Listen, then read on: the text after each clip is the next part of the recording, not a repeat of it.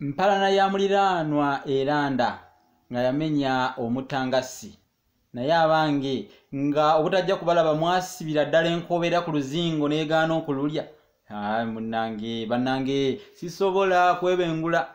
Nze Musisibo Geoffrey Munnabusiro nkonge ya muvule nantagwira kye yakimu kiwoowo olumunyogavu atalina mazzi talya. Saava omwana ono wabambejja omukenkufu mu lulimi lwa Ssaabasajja era Ssaabasonyi waalwo kaluwoomya mu nsona lulimi ey'ekinini empomerenyere enyumira abantu okwetolola Ssengendo Nnabulamu. Olw'okuba nti nno anaagogombole eggogombe talwawo yatalinda kifunvu kummuli mu lugonjo tandikirawo okubannyonnyola n'okubaluula. Abange yabadde musajja wa Katonda brother Senfuka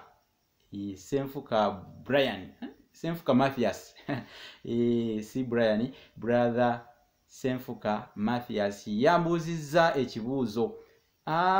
Nsooka okwetonda nti saakizeemu mu bwangu olw'okuba nti nabadde mu kamusuube era kamuwuube okufaananako eggalabi ery'ekyengera, naye kaakati nzize okukittaanya. Yangaye muno awulira nga bagamba nti zinadda okunywa nti enki ezo bantu bangi bakozesa ekisooka ekyo muzijja kudda okunywa, naye ng'ezo ezoogerwako okunywa oluusi tebazimanyi. Kale wababuulizza mu ngeri endala, abo nabo katubeere nga tubeeko engeri gye tuttaanya kiyinza okubayamba. Tumanya zinadda okunywa kya ngeri bbiri. Ekisooka ezoogerwako ziba nkoona, kubanga kumeggana ekigwo tugamba nti enkoona enywedde. Kale we baba bameggana bazoga amukubye ennume y'ekigwo n'enkoona n'enywa. Okwo kuba kunywa. Kati tulina ekisooka ekyo era we kyekuusa ku mbogo. Embogo saawa nga budde bumenyeka saawa 11 ziba zigenda nga bukya 11 awo 10 awo ziba zigenda kunywa amazzi ku byesero byazo. Kale bano abazukuka ennyo ku makya